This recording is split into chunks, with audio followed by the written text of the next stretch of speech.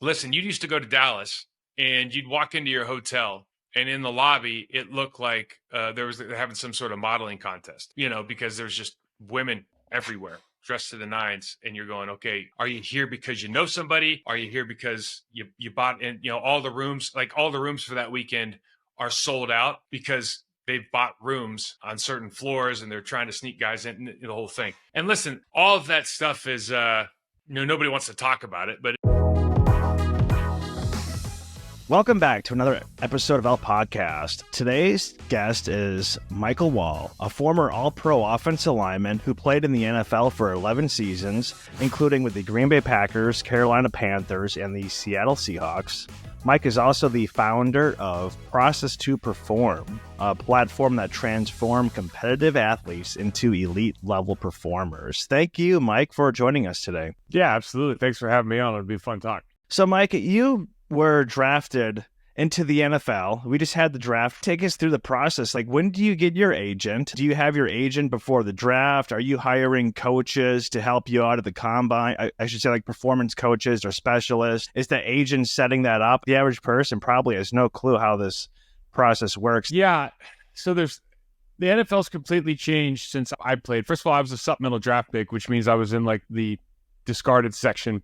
I was lucky to find my agent, Neil Cornrich, or I should say he found me before the draft. And I think 99.9% of all players end up getting their agent before the draft because you start talking to teams, you start laying some foundation of like what your contract wants to be like, all of those kind of things. And to your point, a lot of those guys that are going to like the combine training, the agents are setting that up. And a lot of times the agents are footing that bill, just banking on future earnings. So what's changed in the National Football League now is that, it's the brand. We're always protecting the shield. We're always promoting the brand. The brand is bigger than anything else. And I think probably 20, 30 years ago, that wasn't necessarily the case. It was about finding the right guys, getting them in the building, developing them as much as they can, putting the best product out on the field. And then social media showed up and kind of the metrics of success changed a little bit, I think, at least in the owner's eyes. So with that said, now I think that when teams are looking at players, I guess I would say there's less projection available to most teams because they don't have the ability to coach either from an expertise standpoint or a time standpoint to coach and develop the guys that come into the building out of the draft as much as they used to. So you're going to see different kind of schemes that can hide a lot of players. You're going to see guys that are coming out that are looking for help outside of the building. You're going to see a lot of the teams maybe looking at athletes first and football players second to some extent. And then I think the other obvious part about the draft is it's become the second most watched event in the National Football League behind the Super Bowl. And I think a lot of that started back before they put the slotted salary caps in for the first and second round picks, where guys like Sam Bradford were out here making $63 or something million in his rookie contract, and before he even really kind of proved himself. So there was a lot of excitement around that, and because of that, you wanted to test really well. You wanted to have all the answers to the test in the interview process. So players would go and find these combine guys that would teach them how to start in the 40, teach them how to cheat on the rep test and cheat on the height test and all of that a little bit, so they could make more money out on their first contract. And so I think a lot of the stuff that we do now, for me is like, I think it's cute. And you put dollars in your pocket day one, that's fine. But I was really thrilled to see Marvin Harrison Jr. and his father go, you know what, we're not too worried about this stuff because he's going to be a player and we want to prepare him to be ready for the NFL season so he can hit the ground running, because that's way more important than the stuff they're learning these combine prep drills. So let's just kind of take this chronological. So you go to the combine, you kind of mentioned that the agent's probably going to kind of be eating that bill because they're looking at future dollars. So from what I understand, the NFL pays you out in game checks, though. So basically, the week after you're drafted, you're already going to rookie minicamp. So if you're drafted by, I don't know, say the San Francisco 49ers and you're living out in California, are you then not getting any game checks and you're expected to like house yourself and get to the facilities? And so most of those guys are going to get a signing. Let's talk about the guys that are drafted are all going to get some sort of signing bonus. It might be as little as $10,000 for the late round guys, but it's going to be some kind of signing bonus. And you also get workout checks, which I don't know what they are exactly now, but if you're just a regular guy working down at Denny's, you would say it's a pretty good deal for how much they're getting paid per week. So they're going to be able to foot the bill for an apartment and, whatever kind is required to get out there and play. It's not like they're destitute by any means. And then you got to remember that I think all 32 buildings now that are having off-season programs, they feed them breakfast, lunch, and dinner. And at least 2 of those, if not all 3. So if you're just looking at it like, I'm a free agent, I'm an undrafted guy, maybe they gave me $5,000 to come out here, you're taking a risk anyways, right? It's a big risk, big reward deal. So you're probably not expecting to make money in the offseason. And maybe for some guys, it might cost them a couple bucks to go out. But if you don't do that, then you're not going to get the opportunity to play. So they're going to try to take care of you as much as possible. Of course, when you get to the facility and you're going through rookie minicamp, you're going through OTAs, you're getting free training, you're getting free coaching, you're getting free recovery, you're getting free food, you're getting free video games in the lounge, right? You're getting free player engagement stuff if you're trying to finish your college degree. If you're trying to go into anything else, they've got a player engagement guy who usually does a really good job at that. And so the benefits far outweigh, like if they were to put a dollar amount on what you would have to pay to do all this stuff, it's astronomical. You're drafted by a team and you're essentially like you're an employee. It's no different than being at Home Depot, or if you're an actor or actress, whatever, you're a W-2 employee, you're getting all these payroll deductions taken out. And if you're like, say, a 5th round offensive lineman, do you care where you go? Like if you're going to San Francisco, you're basically losing half of your paycheck to taxes, union dues, and agent fees. Brock Purdy, he makes less money than some college athletes, but last year his salary was $870,000, and everyone kind of jokes that he has a roommate. Well, it's like, well, you have a roommate because you're making maybe 430-ish after all this, and you're living in San Francisco, one of the most expensive places on the earth. Listen, when you're trying to get drafted, unless you're like the top 2 picks, you're happy to get drafted. And then when you go down a little bit further, when you go to the end of the draft, you're probably hoping that you don't get drafted because now you can actually choose where you want to go. But that is not based on the economics of where you're going to live. That's based on what place you think gives you the best chance to make the team and then develop into a talent that's going to get paid real, real NFL money over the course of your second and third contract. So I don't know that finances, every parent is going to go, oh man, California's going to take half, or, we kind of make those statements. But really, if you're going to the San Francisco 49ers, what do you know right off the bat? Well, I got arguably the best coach in the league. I got arguably the best general manager in the league. I've got an incredible offense. I've got something that's going to be, if I'm an offensive lineman, is incredibly user-friendly in the style that they run. They don't run a lot of drop-back stuff. So you start looking at all of those factors: first-class facility, great fan base, a lot of opportunities to make money off the field. Like, you start looking at that stuff, and I don't know how much taxes come into it. Now, I'll say this, and I know we're leaping ahead, but when you do get paid, your second contract, your third contract, if you don't already have residence in a tax-free state, so at least you can collect that signing bonus there, you're probably going to go find it. The average NFL career is only 3.3 years. You played 11 years, so you're basically around triple that. Everyone thinks Tom Brady or Aaron Rodgers, they think of these guys, but the average person only has a pretty short window. So basically for these typical athletes, they're just trying to make a roster. They don't care where they're at. Is that basically what they're thinking? That 3.5 years is a good stat to toss around. If you kind of look at it, at least from the perspective of an athlete, most of those guys get cut. There's a vast majority of guys that don't make it 6 months, and they factor into that number. So when you start thinking about your career, you're kind of thinking about, like, I better make it 6 or 7 years, we'll call it. That turns into a pretty good career. You're going to have some money. You're going to have a Rolodex full of contacts. So that's the base goal. Everybody's thinking year to year when you first get there, but nobody's thinking about, like, okay, the 3.5 year, if I cross that threshold, I've made it, I guess is what I'm trying to say. But yeah, to your point, when you're a later round guy, it's all about fit. I mean, the NFL is all about fit. You see all the different kinds of offenses and defenses that are run. Fans probably don't understand this, but there's really 8, maybe 7 or 8 teams that have high quality developmental coaching staffs, that have ownership groups that stay out of the way, that don't meddle, and are really there to win football games, try to compete for championships, week in, week out, year in, year out. The other 24, 23 teams, the owners are making a ton of money. The people in the building, for the most part, are doing the best job they can, given the resources that they have and support they have. But there's different priorities across the board. And I think they probably know more about that now. I'm talking about, undrafted players and rookies. But when I was coming in, you knew the Green Bay Packers had just got to 2 Super Bowls. You're feeling pretty good about that, right, when you get drafted. But the day before I got drafted, I didn't know much about any of these teams. You were drafted right in 1998. Was that the season after the Packers lost to the Broncos in the Super Bowl? Yep. Right. Okay. And then for your checks, you get a game check and then basically maybe like a roster bonus or signing bonus. And then you just mentioned before that like you established residency maybe in Texas or Florida or something with a no tax state. But if you're playing, let's say you're playing against the Niners that year and you're a Packer, are you then paying California state taxes that week that you're playing the Niners? Yeah, I think they used to call it celebrity tax because for rock artists that would go play a concert, in New York, New York want to make sure they get their money.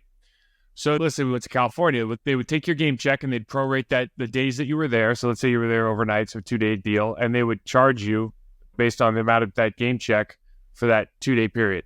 Oh, really? Yep. Yeah. So I remember the first time. So I did my taxes in California my first year. I started a California driver's license. This is where I'm from originally. And my dad's company had a tax guy. So I was like, hey, I'll pay you whatever. Can you just do my taxes for me? And I had to file in like 13 states that you have no idea. Coming in. So the tax guy's like, I did not know it was going to be like this. I'm never doing this for you again, because you have to file everywhere you play because everyone's trying to get their cut of the cake. You played 11 years, so you had multiple contracts. So for the players that have played enough to get to a second contract, you complete your rookie deal, and then everyone sees these big numbers like 4-year, $48 million, whatever. But then it's like $18 million guaranteed, whatever. If you did sign a 4-year, $48 million, $18 million guarantee, do you ever actually see the $48 million? Or how does that even work? Is that like bonuses, roster bonuses, all these other things that are tied to it? So in a contract, typically you'll have a signing bonus. You will probably have some like low incentive bonuses, like a workout bonus, if an all-pro bonus, things like that. You'll have a roster bonus at some point, either starting in year 2 or year 3. And so when they talk about your guaranteed money, listen, here's the guaranteed money thing. Here's the truth. Agents use it all the time, and sports media uses it all the time. But for a smart player, they understand really how much, not guaranteed money, but how much money am I really going to get if this thing goes bad, right? And that's kind of, until you get fully guaranteed contracts, that's what matters most. So I'll kind of give you an example. So let's say that you have a 4-year, $40 million contract and an $18 million signing bonus, okay? And then you make $1 million that year, so you have kind of $19 million guaranteed. And then after that, your signing bonus is maybe prorated over the first couple of years, so maybe it's like 10, 4, and 4, but it's still guaranteed money. Well, at any point, they can cut you after that time, and now that bonus is going to just continue to be paid out in those years, but you don't have another dollar coming anywhere. So that's what they mean by guaranteed money. Does that make sense? So the next thing that's going to happen, or another way to do a deal, is to create like a $10 million signing bonus, and then a fully guaranteed roster bonus year 2, along with a big salary, and then another big salary in year 3. And what happens during those times, and that's what like the real smart agents will start doing, is they believe in their players. So I was always trying to get a new contract every 3 years. That was the goal. And the reason being is I know the salary cap's going to go up seismically every 3 years. I mean, right now we just saw, let's say Penei Sewell will just end up making $3 or $3.5 million more annually as a right tackle than the top paid offensive tackle the year before. And that's just because the salary cap's going up that much every year. And so, just kind of offhand, if I'm a top level player, then let's say I set the market in 2024. Well, I know if I do something to get a 3-year deal, I can reset the market again in 2027. Okay, or 28. And so what you do is you try to create a situation where the team can no longer handle the amount of money that is counted against the cap for your salary. So like I just said, if I had a $4 million signing bonus and a $6 million, if I had in year 2, if I had a $4 million portion of my signing bonus, plus I had a $4 million roster bonus, plus I had a $2 million salary, well, there's $10 million plus the prorated amount of the signing bonus from the first. So it starts accumulating really quick. And basically by year 3, you're going to have like a $20 million cap hit on your salary. And then the team's going to have to come to you and say, hey, we want to renegotiate your contract. And they can just give you another signing bonus and extend it by a year. But if you're smart, you're going to go, okay, well, the salary cap just went up by $50 million. Guess who wants to get paid again? And so that's kind of the way the game can be played with some of the smarter agents. Yeah, and then I think we're going to see an 18-game season the next, I don't know. Yeah, it's terrible. So it's going to go up even more. Yes. And then they're going to be playing these one international game for every team coming up as well. Yeah, right? Yeah. Hopefully they get to 82 games like the NBA and make them all useless. I couldn't disagree with what they're trying to do. It's turning so much more from sport into sport entertainment. And for the people who really enjoy watching the sport and enjoy the quality of play, the quality of play continues to go down. But because of all the branding, the social media, the excitement around it, they continue to make money. I feel like it's Disney. Like Disney stocks up, but their movies aren't very good anymore. So I don't know. I hope we get better. Yeah, I agree with that. I'd rather see less games, not more. I believe like Rob Gronkowski, I think he said he never spent a game check when he played. He only lived off of his money from off the field, so to speak, with endorsements, etc. Do you have to be a pretty big name player to get those endorsements? I grew up outside of Green Bay, and I remember when I was a kid, I would see like John Yurkovich, who was a big nose tackle, who probably not many people knew, but they were in local commercials. But does your agent get those deals for you, and how does that kind of factor in? Depends on who your agent is. A lot of times they have a business manager. Look, the smart guys now have a team around them because you're making so much money now that you really need to treat yourself like a corporation. And your corporation needs to have your agent that does your team contract, a business manager that's taking care of all the stuff off the field, a nutritionist, a workout guy, a technical guy. I mean, you need to have these people around you so you can just focus on doing your job the best possible because there's a very limited time to make this money. When you talk about guys like Rob Gronkowski, most guys in the National Football League aren't going to be privy to that kind of money because that guy has the combination of, he's on the best team on the planet. He's the best tight end in the world, and he's got this incredibly unique personality for most professional athletes. So he's going to make money. It's like Shaq. They're going to make different kinds of money than Yurkovich. But, to your point, if you're doing well in your community and you're trying to go out and try to find some deals, there's some deals to be made, and everybody's got like a shoe deal, and everybody, a lot of good guys that are playing well can have like a car deal and stuff like that. But as far as making enough money from endorsements to not spend a dime of your actual football money, I think that would probably be considered pretty rare. Yeah, you got to have that Shaq, like you said, or Gronkowski personality. And there's just so few guys, like you have to think about it. Like there's so few guys that can, because Shaq not as much, but if you hear stories about Gronkowski, the way that he practices, the way he goes about his business on the field, and he's incredibly intelligent. Kobe always says if Shaq worked like he did, he'd be the best player hands down in the history of the game. So he had a different thing going. But my point is to be that dominant and to also be able to divide your time so that you can have a TV show, you can do movies, you can be a rap guy. Like the ability to do that, everybody thinks that's the dream.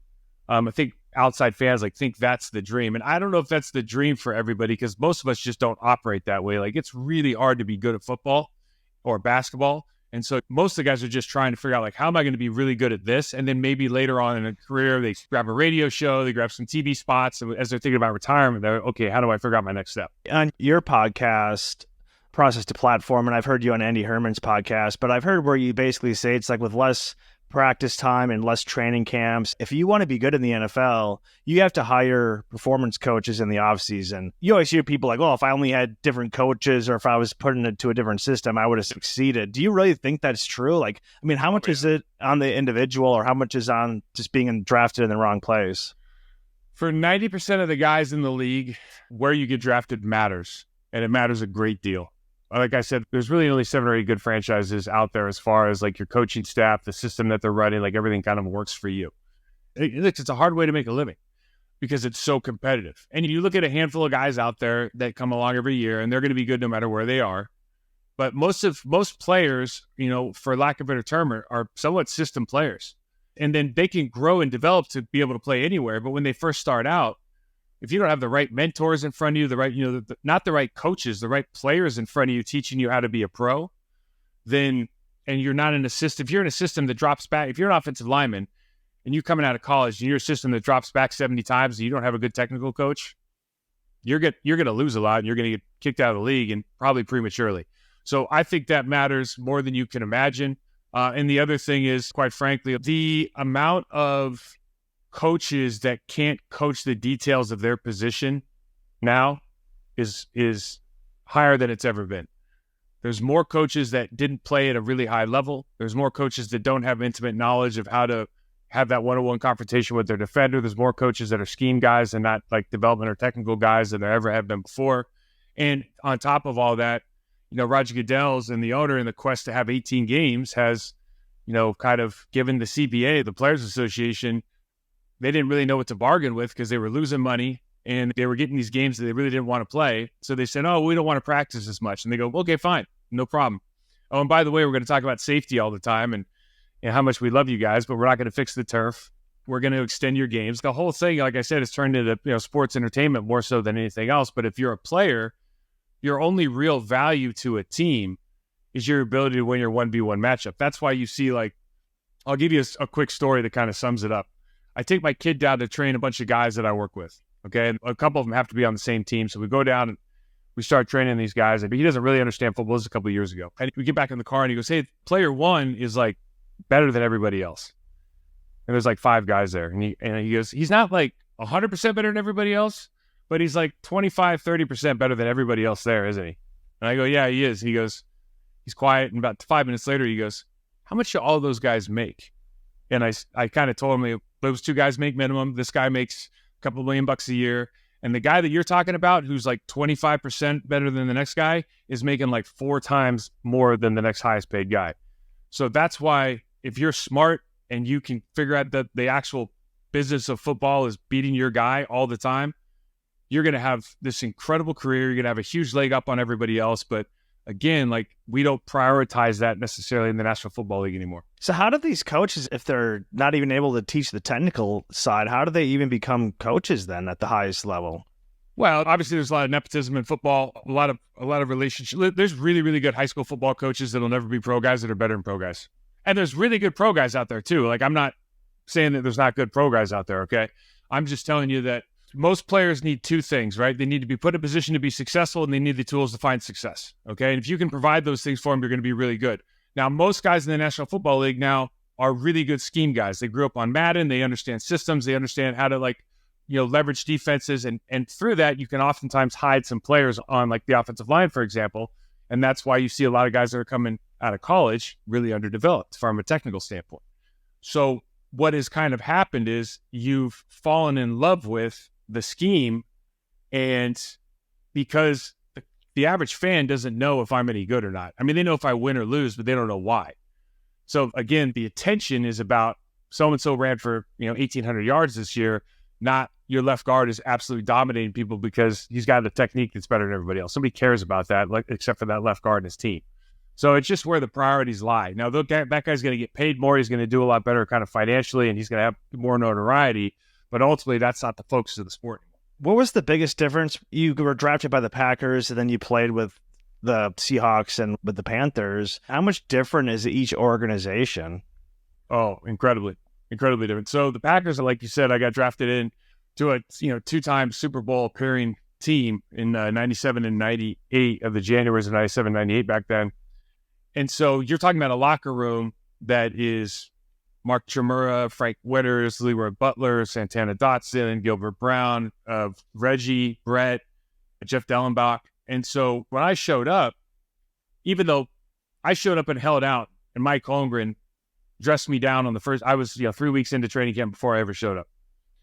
Dressed me down, said, I'm not going to play this year. You're not going to get coached. Go watch what the other players are doing and try to figure it out. Tom Lavac comes over and says, hey, you heard him, I can't coach. You're going to worry about the guys who are going to play. So I'm kind of sitting as my rookie going, like, just like we're talking about, like, I don't have anybody to help me now. But I did have Jeff Dellenbach was there, a 15-year NFL vet. Frank Winters was there, 15-year NFL vet. You're in a locker room that guys just know how to prepare to win. And so the amount of information you absorb from those guys is incredibly different. And then the other part about the Green Bay Packers that is so special, I realize they don't have an owner.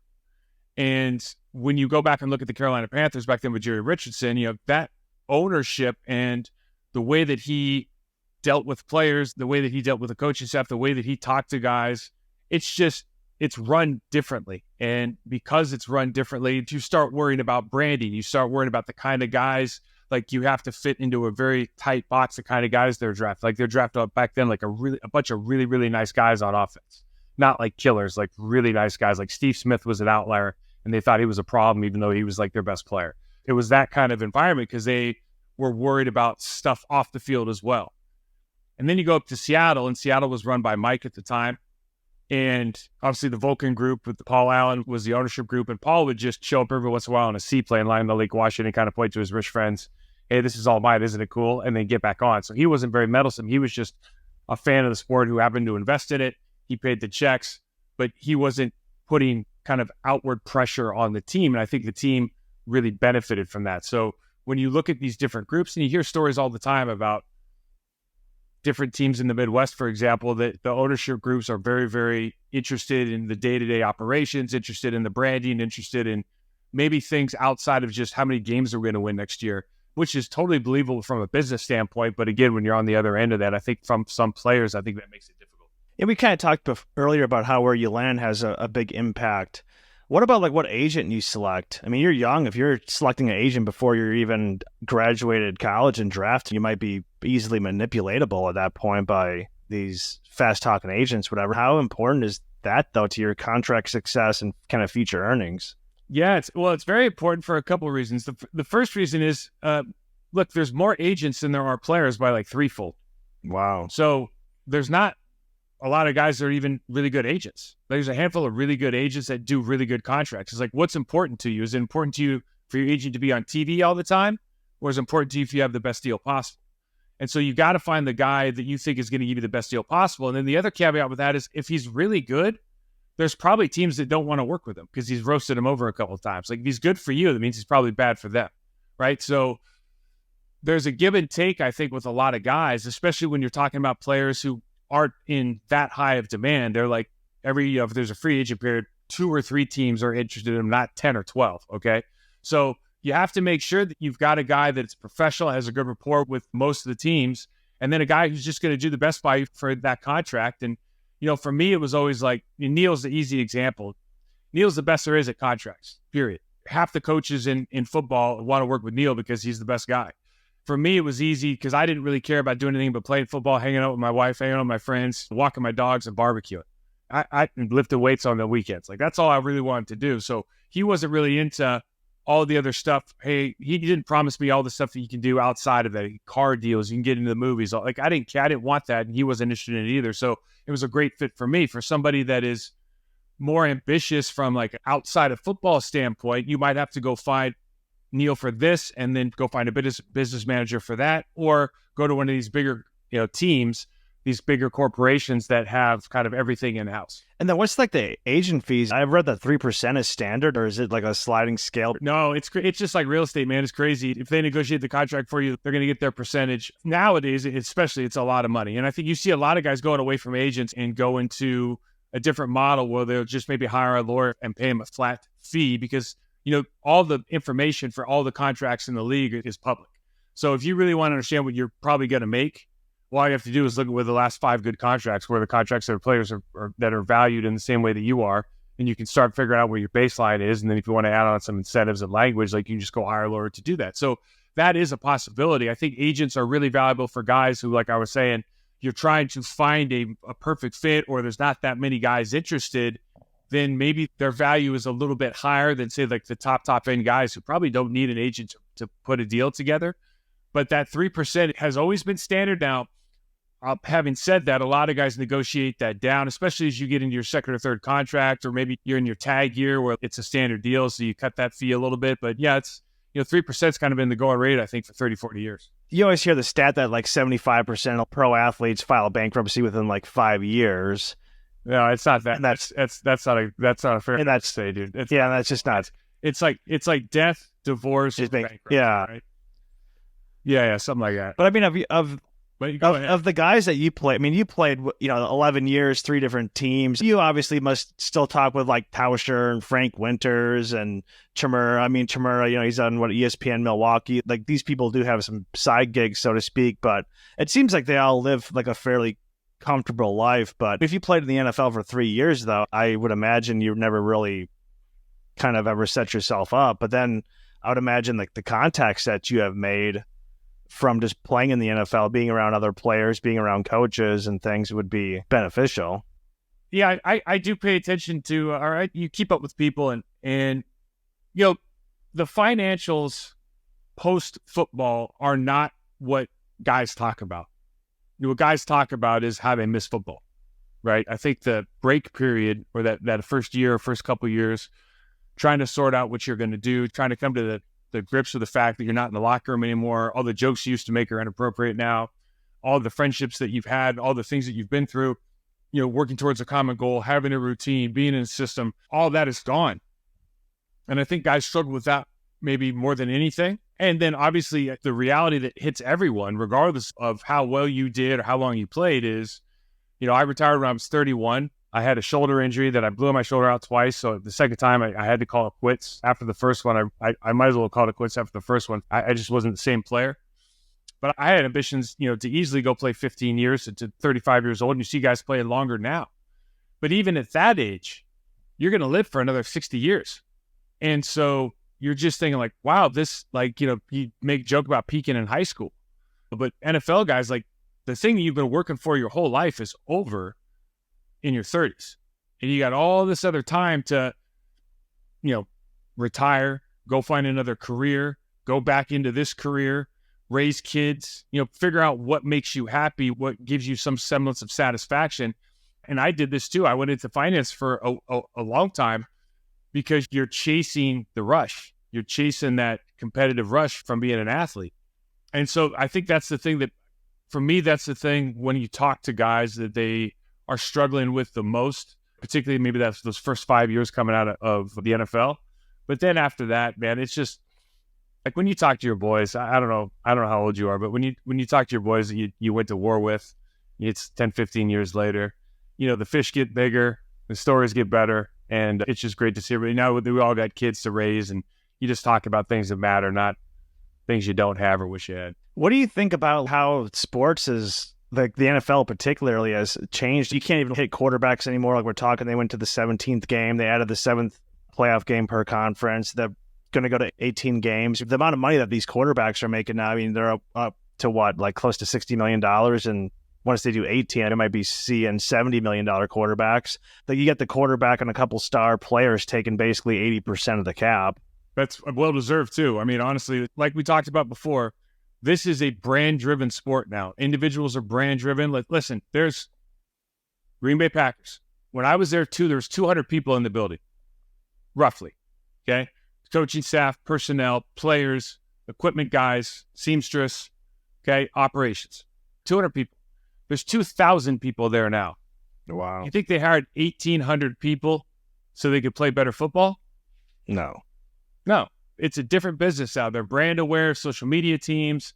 All these different things now go into the player. That's why you went from a developmental model to a identification model. And now you're in this next cycle of life is you're brand developing at the individual level and you're brand developing at the team level.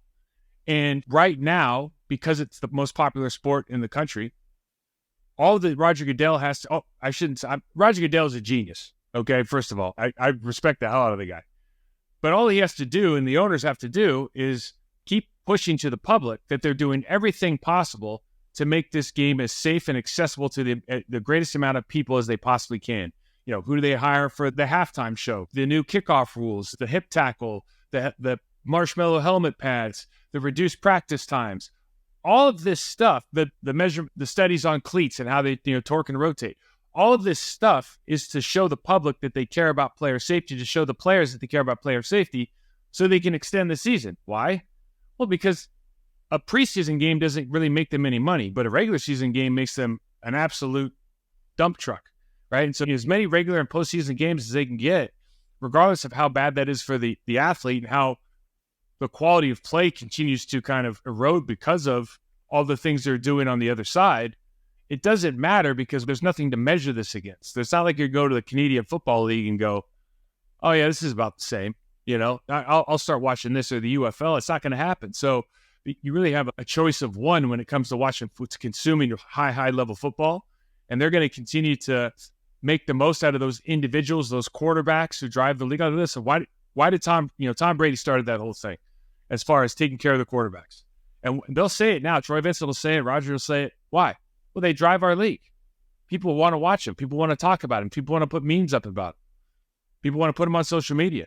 So if they're the people that are driving the money, then yeah, we're going to protect them. But two, of course they're going to get paid a ton of money, and they deserve to make more than maybe the fourth string linebacker, because the fourth string linebacker, he could be really good at his job, but nobody knows who he is. So, that used to be a big issue with, talking to like our union reps back in the day, because back in the day, at least, most of the union reps are like the long snapper, the kicker, special teams guys, they all make league minimum.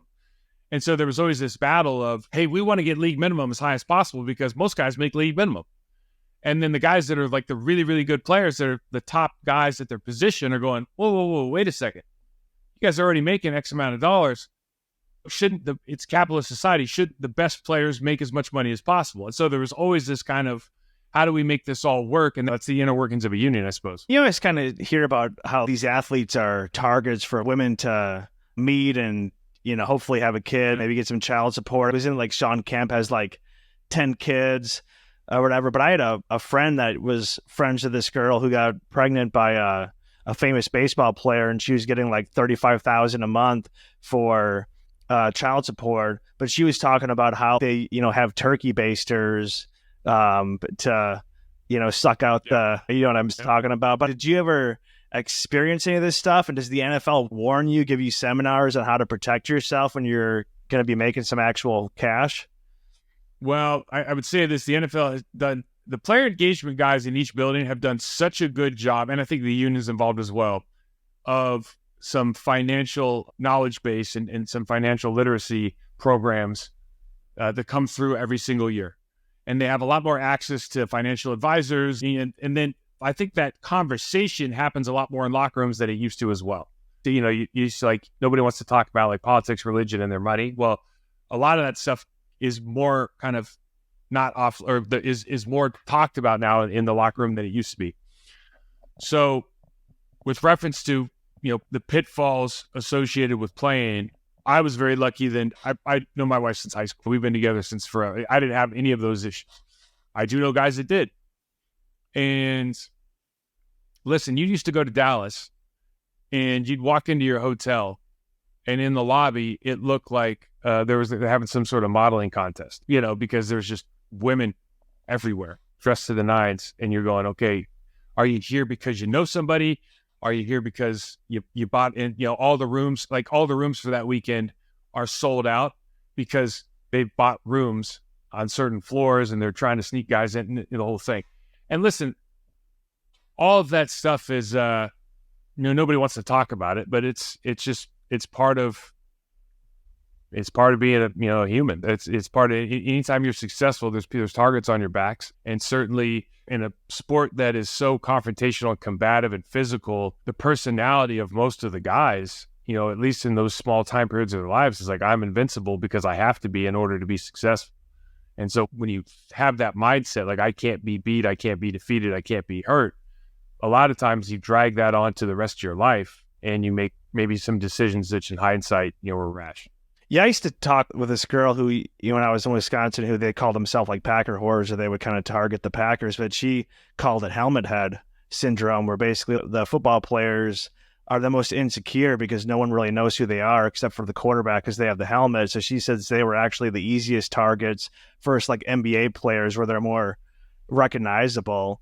Do you think there's any truth to the helmet head syndrome? So the idea is that because you're wearing a helmet, you're not as recognizable. So you feel like you're not getting your fair shake. You feel like you're not getting your fair shake, and you're going to be, like maybe more flat. You're going to be more susceptible to flattery, but basically like you're. Yeah, I think that's true. Yeah, sure. Because, if you think about, if you just think about the faces of the NFL, and then you just quickly shift your mind to like, how many famous players can I name in the NBA? The NFL's got more players, but you can name more NBA guys because their you can associate, right? And so I think that's probably a thing. And again, I have to reiterate this: like, not everybody in the NFL is interested in that life. A lot of guys just love playing ball and love being really good at what they do and working their asses off so they can be as good as possible. And I think there's a faction of players that can be ultra successful and still live a lifestyle that maybe isn't as conducive to long-term success as some of the other guys. I always talk about like Lawrence Taylor. Like, Lawrence Taylor's arguably one of the top 3 or 4 players of all time. Lawrence Taylor, like, probably never hit his peak, right? Because he's always into something. And so you can still perform at this high level and never hit your ceiling or never get close to it because you go out every night, you make these decisions. Your personal life is jumbled up with baby mamas and mortgage payment, all these different things, right? And so you could still go perform at a high level, but you're never going to really maximize who you could have been. But if you're having success and it shows on the field, I don't know how many guys think about that until they're 50 years old. Do you think that you have to win the genetic lottery, so to speak, to make it in the NFL? At least be offensive lineman. You're not going to play tackle unless you're 6'5" and, I don't know, 300 plus pounds. But then you also see like guys like, how much was your playing weight? You were what, 305 or something? And now you 295. You're 295, and now you're, what do you weigh, like 242 or something? I mean, yeah. Here's what I'd say. Yeah, listen, when you're trying to be an elite athlete in most basketball, football, in those sports, there's like you go to the amusement park and you want to get on a big kid ride and you got to be like this tall to ride the ride. Like for each position, there's going to be some sort of like, listen, kid, if you're 5'6", 150, you're not playing offensive lineman, to your point, right? If you run a 6'2", you're not going to play running back. It's just not going to happen. But I think that we use that as an excuse. And football is a very physical sport, and so you kind of look for athletes first, especially at most of the positions, because like we're not walking down the street blocking and tackling. So if I just want to work at that real hard, I can probably get better than you relatively quickly, right? If I know what I'm doing, I put a lot of time in, like my learning curve is pretty high. But I think a lot of people use that as an excuse for why they don't make it. And I think the truth is, if you do clear the ride height, which I think there's a lot more people that clear the ride height than we'd like to admit, and you got the right people around you, and I just say you got a little shit to you, like you're willing to take a little pain, short-term pain, long-term gain, you'd be shocked at how many guys, like we would still have the same amount of guys in the NBA or the NFL, right? You still have 1,900 people in the NFL. But I think the mix of people, if everybody had their mindset, their technical, their ownership decisions right, the mix of people that would be in the NFL is probably 33% different than it is right now. No, really. I remember I ran into Chad Clifton one time when I was at the new zoo, and that was like the biggest guy I ever saw. Like he wasn't chiseled or anything, but you're just like, yeah, I can see why that guy's in the... that chin. Wait, that chin's pretty damn chiseled now. But when I saw him, I'm like, man, that guy is like that's one mass... That was one massive dude. But then you see like, Antonio Freeman. I met him a few times when I was at the movie theater. Like all these Packers are coming on Wednesday, and Gilbert Brown would always come, and he was massive. But Antonio Freeman and some of those guys, I was like, they're fairly small. They're great athletes. They have great movement agility. They have great hand-eye coordination. They have great balance. Again, especially now, we're so data-driven that all the stats that have come out, really, they initially came out at some point to try to piece together a measuring tool to see how good guys were compared to one another. And then they became like a consumer product. And once they became a consumer product, they almost became detrimental to sports, because now we say, oh, if this guy's not 6'2" and he doesn't run a 4.5 and he doesn't do this, then he's no good. And it's like, that's not how it is. But that seems to be the prevailing kind of idea around. So you have this inflated idea of like what do receivers look like. If you were walking down the street and you saw some of these slot receivers that play in the National Football League, you would never look twice because they just look like regular guys. Maybe their necks are slightly bigger than regular guys, and that would be the only difference. But they can do some things that nobody else can do because they work at it so hard. Right. It's like Jerry Rice considered the greatest receiver. Didn't he run like a 4.6 40 or 4.7, something like that? Was... Yeah, he was a 4.6 guy, but again, play speed. Like this is what is great and is also a wasteful with the combine and all these measurements, right? Especially now that you can get GPS times on the field. If I don't know what I'm doing and I put my hand down, I run a 40 and I run a 5-second 40, okay? And then I go to a coach and he just teach me how to my first two steps, like how to get out of a stance, first two steps. And I drop it down to a 4.75. Well, did I get faster as it pertains to football? No. But I've just made a ton more money. I've got guys out in the media going, oh, this guy's the most phenomenal athlete in the world. But really you haven't changed anything. You just learned a couple tricks. So, I guess my point to all this is, if you're really wanting to be an NFL guy and one of these really, really one-on-one competitive sports players, you've got to work extremely hard, but you have to know what's important because you're not trying to impress at the combine. You're trying to make the team become a great player, make the starting lineup, and kind of go through that progression.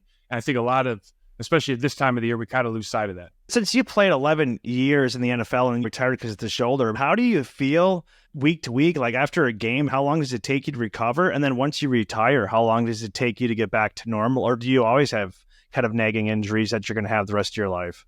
I'll answer that one first. My shoulder's complete trash. So it hurts to sleep. It hurts every day.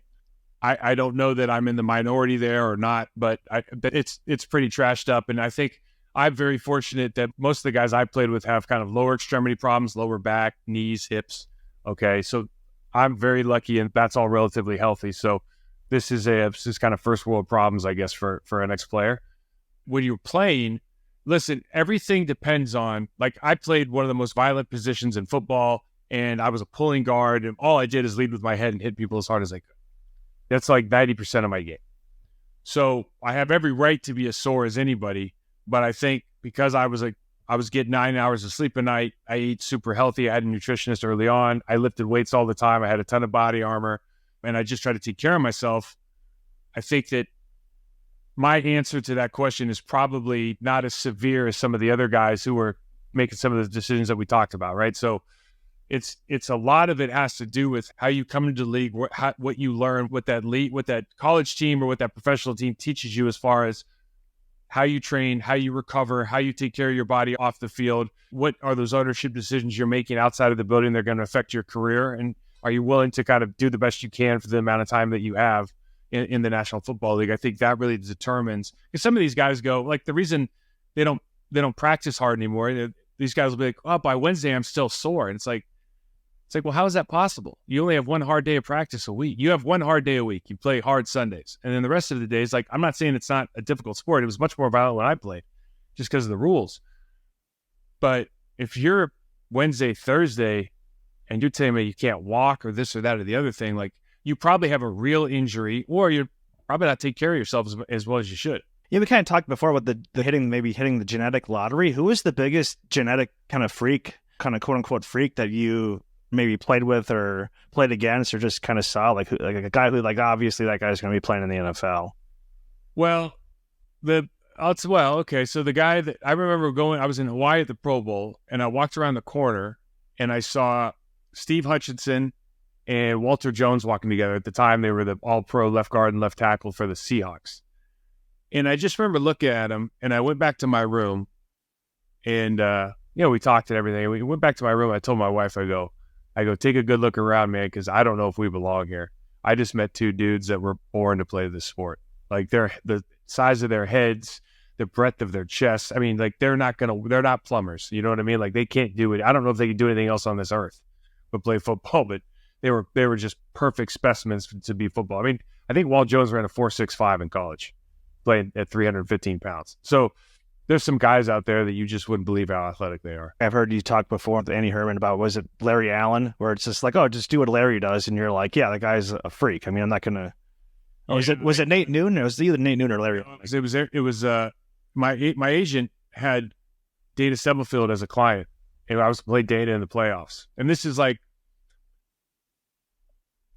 there's a guy named Jimmy Redknapp. He played for the English national team in soccer. And he bitches all the time now that there's not enough coaches in youth soccer that actually played the sport. Like, they don't really understand what they're talking about, right? And we were kind of talking about this earlier. There's not a ton of, like, ex-players that are running shows right now. And I think sometimes if you don't have a real intimate knowledge of what you're doing, it's hard to transfer information. It's not impossible. Bill Belichick's one of those. Of course, his dad was a coach and everything, but it's certainly, I think it changes the game a little bit if you have that work ethic. But my agent, to the point, my agent says, hey, yeah, if you want to know how to have success against Dana Stubblefield, you should turn on the Dallas-San Francisco game from like 3 months ago. They had a lot of success against it. And so I'm watching this tape. And for those who don't know, Larry Allen is the best guard that I've ever seen, a Hall of Famer. He had a 700-plus pound bench press, verified, which is like probably 200 pounds more than anybody I know, ish. And he's he hits Dana and Dana goes off the screen. He's like, that. And then so for the rest of the game, Dana's like running around him because he doesn't want to get hit by him. And I called my agent and I go, listen, you're great at contracts. You're fantastic. Like, I love you. Never call me again with any advice about how to play football because I can't do a single thing that dude's doing. Like, we are completely different. We might as well completely different species. He's so much different than everybody else. So that's the Larry Allen story. Were defensive linemen afraid of Larry Allen? So when I was at my first Pro Bowl, we were all kind of doing a walkthrough. And Larry is at this time, he's not Larry Allen like I thought of him. Like, he was older, but he was kind of there on, I thought he was there on like his reputation history, on reputation. Right. And then Sean Rogers, the guy who was the University of Texas guy, played for Detroit. He was there. And I remember we were all kind of down. I was playing like right guard. Larry was at left. He always paid Larry his respect because he's Larry, right? So if he wants to just play left in the game, that's all he's going to do. So we're down and we're doing like a walkthrough. I'm at right guard. And Sean Rogers goes, all right, Larry, take it easy. None of us over here want any part of you. And it was a walkthrough in the Pro Bowl. And he said he was being funny. And I went, oh, like they're actually scared of him. And then what you realize is like there was a real thing back in the 90s called the Larry Allen flu. And guys would get sick when it was come time to play Larry Allen.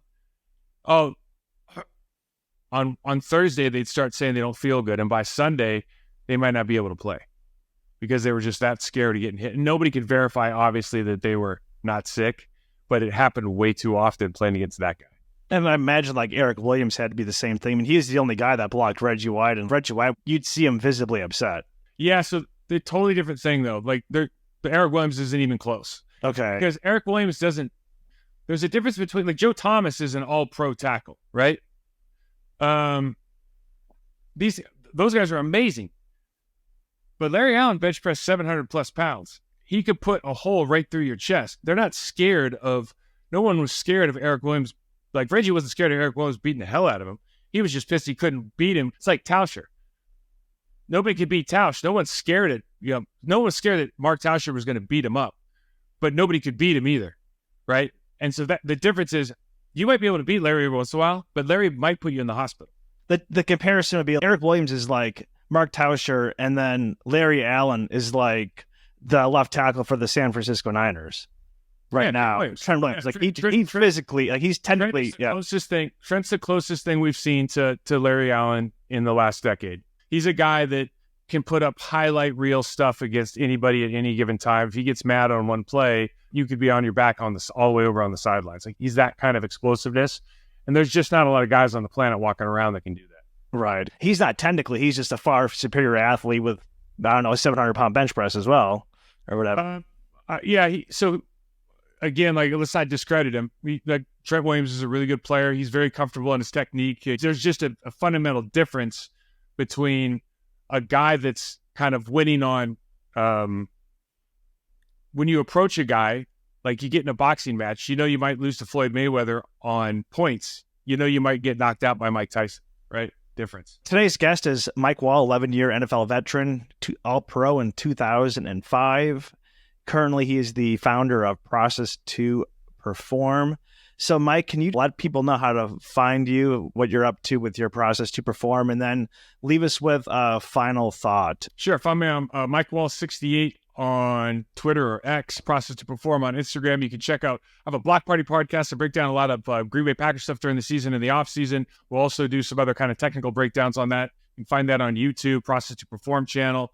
And final thoughts, it's always a pleasure talking business of the NFL. I think the NFL has changed a lot over the last couple of years. We talked about how the model's changed a little bit. I think from an individual standpoint, the stakes are so much. Listen, NFL athletes have always made a ton of money compared to the population, but the stakes are so much higher now because the salary cap is increasing compared to like the rate of inflation so much more rapidly that the considerations that go into being an athlete, the people that you need to have around you, the way you need to kind of take advantage of that short window has never been kind of more severe. And I think because of that, you see this big discrepancy between like the best guys in the league and kind of everybody else now. And for guys like me, that's actually kind of fun to watch and participate in. but it'll be interesting to see if this is sustainable over the next 20 years. My dear friends, that is it for this episode of El Podcast. Once again, if you're not yet subscribed, please subscribe on YouTube as well as Rumble. You can also find us on Spotify and Apple Podcasts or wherever you get your podcasts from. We thank you all from the bottom of our hearts for watching and listening, and we will see you on the next episode.